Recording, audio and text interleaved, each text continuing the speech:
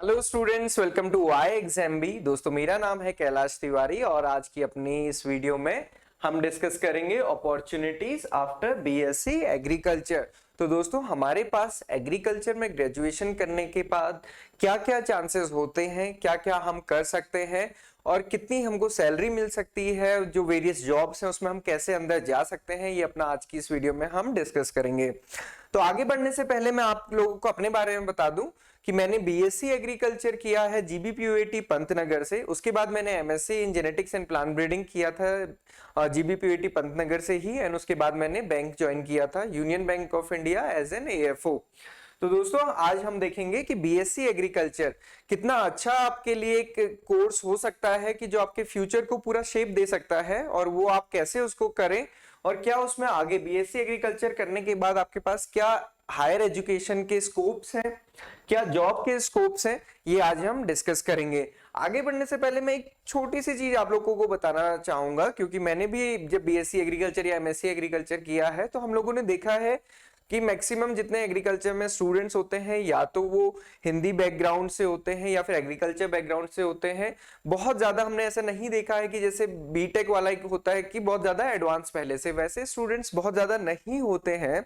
तो एक जो अभी हद तक हम लैक करते हैं, जो सबसे बड़ा लैकिंग पार्ट रहता है, वो रहता है कि हम जो हायर एजुकेशन है फॉरेन कंट्रीज से या फिर फॉरेन कंट्रीज में कौन कौन से अच्छी यूनिवर्सिटीज के स्कोप्स हैं जिसमें स्कॉलरशिप के थ्रू हमको एंट्री मिल सकती है, वो हम थोड़ा सा लैक करते हैं और उसके बारे में बहुत ज्यादा नहीं सोचते हैं। क्योंकि जो हमारा एनवायरमेंट होता है कॉलेज ज्वाइन करने के बाद, वो बेसिकली हम कुछ ही पार्ट में लिमिटेड हो जाते हैं। तो मैं आप सभी से कहना चाहूंगा कि आप उस हायर एजुकेशन वाले पर्सपेक्टिव को भी देख सकते हैं। तो ऑल्दो हम आज अभी आगे इसको डिस्कस करेंगे। तो आइए स्टार्ट करते हैं। सबसे पहले स्कोप्स आपसे आफ्टर बीएससी एग्रीकल्चर क्या है, आप क्या कर सकते हैं। या तो आप हायर एजुकेशन में जा सकते हैं, जिसमें एमएससी के बाद फिर पीएचडी, मतलब ये रिसर्च वाला पार्ट हो गया, जिसमें अगर आप बाहर कंट्री में जाते हैं तो आप एमएस कर सकते हैं। तो एमएस बेसिकली उस प्रोग्राम को बोलते हैं, वहां पे एमएससी को एमएस कहा जाता है, या वो डिपेंड करता है कि आपकी डिग्री के अकॉर्डिंग। और दूसरा पार्ट है कि आप एमबीए की प्रिपरेशन करें, MBA in agree business management. तो ये दोनों हायर एजुकेशन के स्कोप है आपके पास कि या तो आप एमएससी कर सकते हैं, रिसर्च में जा सकते हैं, या फिर एमबीए करके आप जो हम कह सकते हैं कि एमएनसीज या जो प्राइवेट सेक्टर बेसिकली जो सेल्स वाला पार्ट होता है वो एमबीए में हमारा कवर हो जाता है। ऑल्दो एमबीए से बहुत अच्छी एमएनसीज में जाने के और बहुत हाई लेवल का जो पैकेजेस होते हैं वो आप एक्सपेक्ट कर सकते हैं एमबीए के बाद ही। ऑल्दो एमएससी पीएचडी करने के बाद क्योंकि आप रिसर्च में जाते हैं तो आप रिसर्च में बहुत ज्यादा ऊपर तक बढ़ सकते हैं, बट अगर हम सैलरी पैकेजेस को दोनों का कंपेयर करें तो आफ्टर एमबीए वो बहुत ज्यादा होता है, उसमें कोई लिमिट नहीं होती है। डायरेक्ट जॉब्स की बात करें अगर हम ग्रेजुएशन की बात, तो जो सबसे बड़ा अच्छा अभी गोल्डन अपॉर्चुनिटी रहती है स्टूडेंट्स के लिए, जिसमें बहुत ज्यादा प्रिपेयर करते हैं, क्योंकि मैंने खुद भी ये किया हुआ है, तो आईबीपीएस एएफओ। आईबीपीएस एएफओ एक तो मास रिक्रूटर है और इसकी हर साल हर ईयर इसकी पोस्ट आती हैं। पहले इसकी पोस्ट बहुत ज्यादा आती थी, अभी थोड़ा सा डिक्लाइन होने लगी है पोस्ट, बट अगेन ये अभी भी एक मास रिक्रूटर है। और क्योंकि ये हर साल आता है, अक्टूबर में इसका नोटिफिकेशन आता है, दिसंबर में इसका प्रीलिम्स होता है, जनवरी में इसका मेंस का एग्जामिनेशन, एंड देन मार्च में इसका इंटरव्यू हो जाता है, और फाइनली जून जुलाई तक आपको इसकी ज्वाइनिंग भी मिल जाती है। तो ये बहुत अच्छा है कि क्योंकि बाकी हमने स्टेट गवर्नमेंट की जॉब में देखा है कि उसमें बहुत ज्यादा टाइम लग जाता है रिक्रूटमेंट में, तो इसका पूरा एक क्लियर कट पाथ है और इजीली, मतलब आप ये कह सकते हैं विद इन ईयर आपको जॉब मिल जाती है प्रोसेस शुरू होने के बाद। Then is NABARD.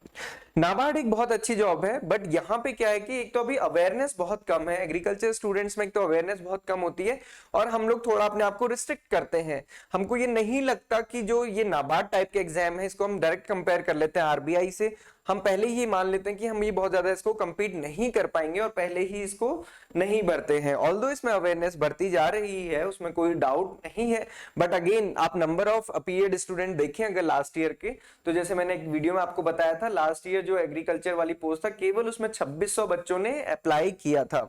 तो आप सोच सकते हो कि हर साल कितने एग्रीकल्चर ग्रेजुएट्स निकलते हैं, और उसमें जो 2020 में नाबार्ड का एग्जाम में अप्लाई किया था केवल 2600 बच्चों ने एग्रीकल्चर स्ट्रीम से ऑप्ट किया था या एप्लीकेशन फिल किया था।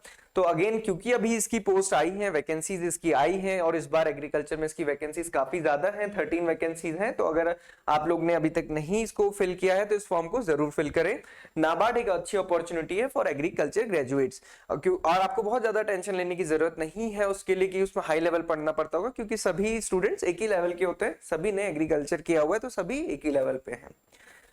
देन है एफसीआई, सीडब्ल्यूसी, एसडब्ल्यूसी, नेफेड या इफको या ऐसी जो बाकी कोऑपरेटिव एजेंसीज हैं उसकी जो रेगुलर उसमें जो पोस्ट आती हैं, ऑल्दो ये पोस्ट रेगुलर नहीं होती और बहुत ज्यादा पोस्ट इसमें आती भी नहीं है। जैसे एफसीआई की अभी आई थी एजीएम वाली पोस्ट, इससे पहले मैनेजर लेवल की पोस्ट आई थी और जो एजीएम लेवल की पोस्ट थी 2015 के बाद अभी सीधे 2021 में आई। तो आप देख सकते हो कि तो रेगुलर नहीं है और इसका कोई वेट नहीं कर सकता, तो ये मतलब आती रहती हैं बट इनकी फ्रीक्वेंसी सर्टेन नहीं है। देन प्राइवेट जॉब्स, जो अल्टीमेट एक है कि अगर आपको ये वाली गवर्नमेंट जॉब्स, क्योंकि इनकी फ्रीक्वेंसी केवल आईबीपीएस एएफओ की सर्टेन है, बाकी किसी की भी फ्रीक्वेंसी सर्टेन नहीं है। और प्राइवेट सेक्टर एक ऐसा सेक्टर है जो आपको पूरी अपॉर्चुनिटी देता है किसी भी डायरेक्शन में ग्रो होने की, बट अगेन वो थोड़ा पर्सन टू पर्सन वेरी करता है हम कहां पे जाना चाहते हैं। तो otherwise private jobs after BSc agriculture भी रहती हैं, चाहे वो सीड इंडस्ट्री में हो, चाहे वो फर्टिलाइजर इंडस्ट्रीज में हो, या फिर मार्केटिंग, या फिर एग्रीकल्चर मार्केटिंग, या किसी भी पार्ट में हो। तो एग्रीकल्चर में बहुत ज्यादा स्कोप है प्राइवेट जॉब्स का भी। तो ये डायरेक्ट जॉब्स होती हैं आफ्टर ग्रेजुएशन। अब हम बात करेंगे डायरेक्टली आफ्टर बीएससी एग्रीकल्चर आप क्या क्या कर सकते हैं।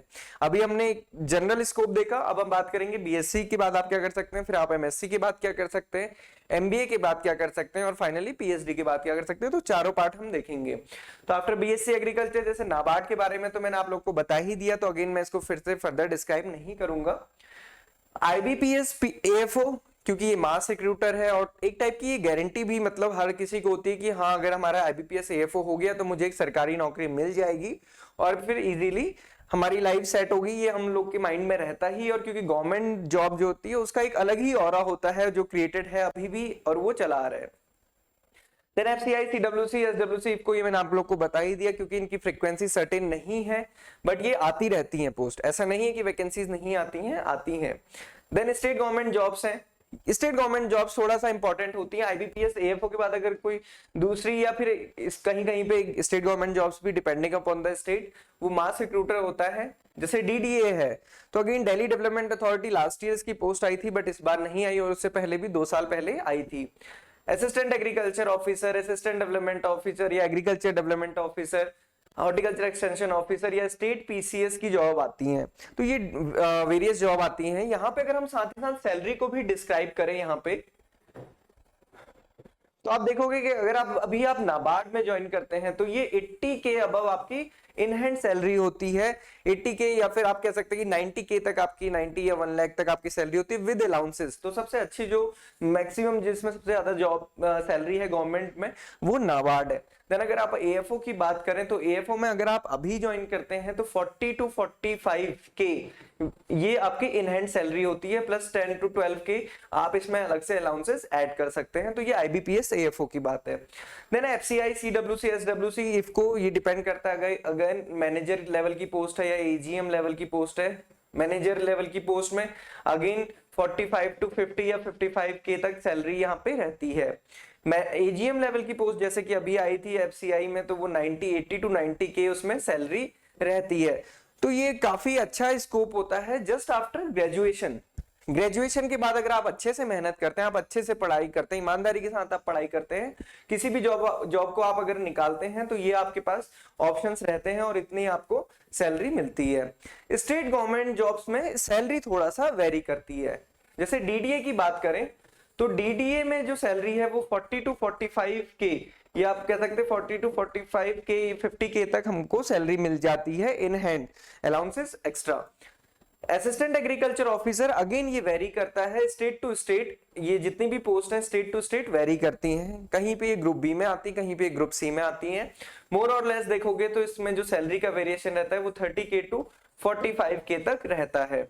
तो अगेन कहीं पर अगर ये ग्रुप सी में आती है तो बहुत ज्यादा अच्छी नहीं होती, क्योंकि सैलरी इसमें बहुत कम हो जाती है। 30K बहुत कम सैलरी होती है आफ्टर ग्रेजुएशन। तो आप देख सकते हैं ये ग्रुप बी में है कि ग्रुप सी में है। ग्रुप ए में भी पोस्ट आती है पीसीएस की, बट अगेन यहाँ पे क्या होता है कि जो फाइट होती है वो प्रीलिम्स में सबके लिए कॉमन होती है, हर स्टेट में हम लोगों ने देखा है।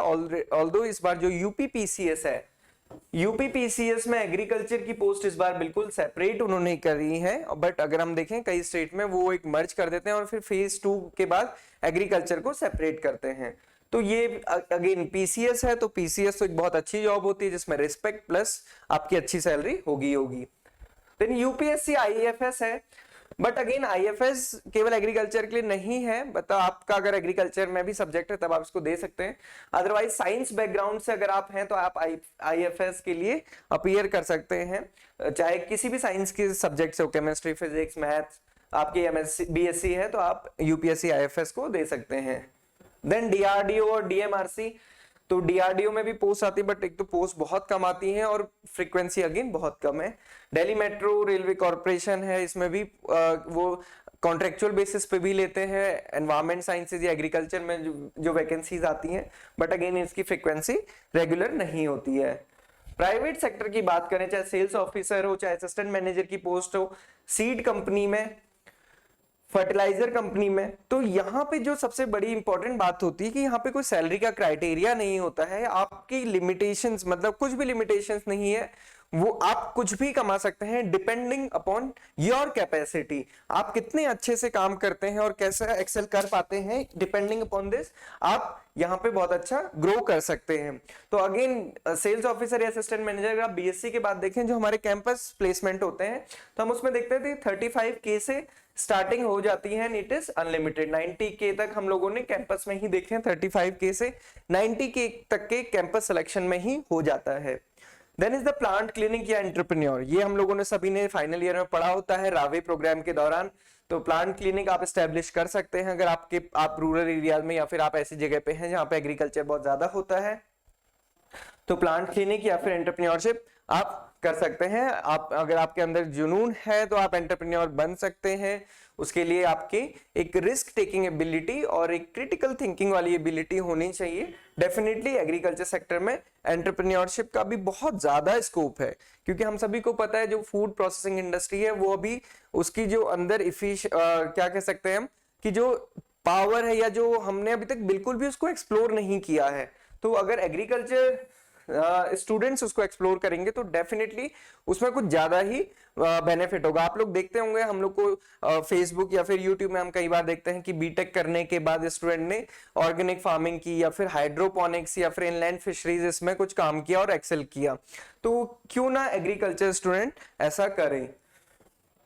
देन इज एमएससी एजी के बाद आपके पास क्या स्कोप है, तो एमएससी एजी करने के बाद जब आप एमएससी करते हैं किसी भी स्पेसिफिकेशन में, जैसे मैंने जेनेटिक्स एंड प्लांट ब्रीडिंग में किया है, कोई एग्रोनॉमी में करता है, कोई सॉइल साइंस, वेरियस डिपार्टमेंट्स हैं एग्रीकल्चर के जिसमें एमएससी होती है, तो उसके बाद या तो आप सब्जेक्ट मैटर स्पेशलिस्ट बन सकते हैं, एसआरएफ किसी प्रोजेक्ट में ज्वाइन कर सकते हैं, एग्रीकल्चर रिसर्च साइंटिस्ट, ऑल्दो अभी नेक्स्ट जो रिक्रूटमेंट आने वाली है जो अभी चल रही है उसके बाद से उसमें पीएचडी मैंडेटरी कर दिया गया है। तो एमएससी वालों के लिए ये लास्ट अटेम्प्ट है जिसका एग्जाम 23 अगस्त को होना है, तो पीएचडी उसके लिए कंपलसरी कर दी गई है, तो अब ये ऑप्शन यहाँ पे कम हो जाएगा। अदरवाइज सब्जेक्ट मैटर स्पेशलिस्ट चाहे वो केवीके में हो, स्टेट एग्रीकल्चर यूनिवर्सिटीज में हो, यहाँ पे ये पोस्ट आती रहती हैं और काफी अच्छी पोस्ट रहती हैं आपके एमएससी के बाद, वो एक्सक्लूसिव एमएससी स्टूडेंट्स के लिए होती है, बीएससी वहाँ पे अलाउड नहीं होता। देन आप लेक्चरर बन सकते हैं, असिस्टेंट प्रोफेसर बन सकते हैं, जैसे अभी हम लोगों ने यूपी में देखा, यूपी में पोस्ट आई हुई है असिस्टेंट प्रोफेसर की। देन एसएससी भी कुछ पोस्ट पे वैकेंसीज निकालता है, स्पेशली जैसे प्लांट पैथोलॉजी से अगर आपने एमएससी किया है तो प्लांट क्वारंटीन ऑफिसर वाली पोस्ट आती है जो एसएससी के थ्रू फिल होती है। Then jobs at KVK, state agriculture university, SMS या फिर एक्सटेंशन ऑफिसर, ये वाली तो हमने देखी ली। अगेन इसमें आप सैलरी की बात करें तो सभी में सैलरी बहुत ज्यादा अच्छी होती है, 50K 55K से स्टार्टिंग से लेके 90K तक यहाँ पे स्टार्टिंग हो सकती है, डिपेंडिंग कि वो कैसी रेगुलर पोस्ट है कि कॉन्ट्रेक्चुअल पोस्ट है, गवर्नमेंट सेंट्रल गवर्नमेंट की कि स्टेट गवर्नमेंट की है, तो 50K से 90K तक इसमें सैलरी हो सकती है। तो एमएससी करने के बाद भी आपके पास काफी अच्छे ऑप्शंस रहते हैं। स्टेट गवर्नमेंट जॉब्स हैं पीसीएस है, कहीं पे स्पेशलाइजेशन मांगा जाता है, जैसे हॉर्टिकल्चर ऑफिसर की पोस्ट आती है तो एमएससी इन हॉर्टिकल्चर उसमें मांगा जाता है। तो इस टाइप की पोस्ट भी होती है जिसमें स्पेशलाइजेशन मांगा जाता है।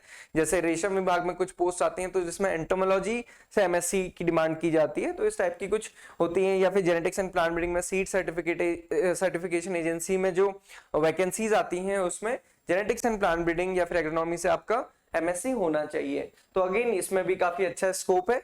और ये एक चीज बहुत बड़ी डिपेंड करती है कि आपका अपना इंटरेस्ट क्या है, आप क्या सोचते हैं कि आप किसमें बहुत अच्छा एक्सेल कर पाएंगे, ये भी एक बहुत बड़ा इंपॉर्टेंट रोल प्ले करता है। Then is the MBA in ABM, agri business management. Agri business management, इसमें क्योंकि अपॉर्चुनिटीज बहुत ज्यादा बढ़ रही है, मतलब ये अभी तक अनटैप्ड था एक टाइप से, अभी इसमें इंक्रीज होता जा रहा है, तो यहाँ पे बहुत अच्छा स्कोप हमारे पास है। जैसे मैंने अभी आपको बताया कि फूड प्रोसेसिंग इंडस्ट्री, ये जो हमारी मिनिस्ट्री है, इसमें बेसिकली फूड प्रोसेसिंग इंडस्ट्रीज के जो प्रोजेक्ट्स हैं उसके लिए ये इंडस्ट्रीज को सेटअप किया गया था कि फूड में जो हमारा एग्रीकल्चर है उसमें हम प्रोसेसिंग को भी इंक्लूड करें, क्योंकि अभी तक उसमें उसकी बहुत ज्यादा कमी है। तो एग्री बिजनेस मैनेजमेंट के बाद उसमें बहुत ज्यादा स्कोप बढ़ जाते हैं। तो एमबीए के बाद एक तो ऑप्शन है आपके नाबार्ड में भी आप जा सकते हैं, स्पेशलाइज पोस्ट आती है एग्रीकल्चर फाइनेंस या फिर एग्रीकल्चर मार्केटिंग की, तो वो भी एक ऑप्शन है। अदरवाइज जो कंपनीज में sales officer, assistant manager, manager वाली पोस्ट होती है, ये काफी अच्छी होती है। आपका पैकेज 20 लाख से 1 करोड़ कुछ भी हो सकता है, there is no limit. IIM Ahmedabad में भी एबीएम होता है, आप लोगों ने देखा ही है, वहां पे आप सीनियर्स आप लोगों ने देखे होंगे अपने, क्योंकि बहुत अच्छे पैकेज उनको मिलते हैं after ABM. Then private banks भी रिक्रूट करता है आफ्टर एग्री बिजनेस मैनेजमेंट, चाहे आपने कहीं से भी एबीएम किया हो, अगर कोई बैंक रिक्रूट करता है तो क्रेडिट पोस्ट में क्रेडिट ऑफिसर की पोस्ट दी जाती है एग्रीकल्चर क्रेडिट के लिए, तो उसमें भी बहुत अच्छे ऑफर मिलते हैं। देन एमएनसीज है, तो बेसिकली जो प्राइवेट जॉब है उसमें एमएनसीज और ये इसमें रहता है। तो आपके पास एमबीए करने के बाद भी बहुत अच्छा स्कोप है। अगर हम एमएससी वर्सेस एमबीए देखें, एमएससी करने के बाद क्योंकि कहीं ना कहीं रिसर्च या फिर जो गवर्नमेंट की जॉब है उसमें ही हम फिक्स होते हैं, तो हमारी एक तो सैलरी फिक्स हो जाती है, उसमें बहुत ज्यादा कोई स्कोप नहीं रहता कि वो एक जो एक्सपोनेंशियल ग्रोथ नहीं हो सकती, एक लिमिटेड ग्रोथ होगी। बट जो एमबीए में है वहां पे आपकी कुछ भी ग्रोथ हो सकती है डिपेंडिंग अपॉन योर कैलिबर, और आप कितना अच्छा प्रोग्रेस करते हैं उस पर डिपेंड करता है। तो एमबीए के बाद कोई भी लिमिटेशंस नहीं, आपकी सैलरी कुछ भी हो सकती है, बट यहाँ पे थोड़ा सा लिमिटेशन होती है। बट अगेन सैलरी सबके लिए कांस्टेंट नहीं हो सकता, अपना इंटरेस्ट भी वेरी करता है, तो अकॉर्डिंग टू योर इंटरेस्ट ये वेरी कर सकता है। देन हम आते हैं कि पीएचडी के बाद, क्योंकि आप सभी को पता है कि मान लीजिए किसी कॉलेज में 200 लोगों ने बीएससी में एंट्रेंस लिया, तो केवल 10-12 एक एमएससी के डिपार्टमेंट में एंट्रेंस लेते हैं, और उसके बाद केवल 3 या 4 बच्चे पीएचडी में लेते हैं। तो पीएचडी जाने तक बहुत ज्यादा नैरो हो जाता है हमारा। तो आप देखोगे पीएचडी के बाद ऑप्शंस भी बहुत कम हो जाते हैं। जैसे बीएससी के बाद बहुत सारे ऑप्शन थे, एमएससी के बाद थोड़े कम हुए, एमए के बाद थोड़े कम हुए, तो पीएचडी के बाद आपके पास ऑप्शंस बहुत ज्यादा कम हो जाते हैं। या तो आप असिस्टेंट प्रोफेसर बन सकते हैं, रिसर्च में आप जा सकते हैं आईसीआर, जेआरओ, साइंटिस्ट एट प्राइवेट या फिर गवर्नमेंट रिसर्च इंस्टीट्यूट या फिर एआरएस, तो यही ऑप्शन रह जाते हैं। तो बेसिकली आप अगर आप देखोगे मोर और लेस रिसर्च प्लस टीचिंग, तो यही 2 ऑप्शन आपके पास रहते हैं।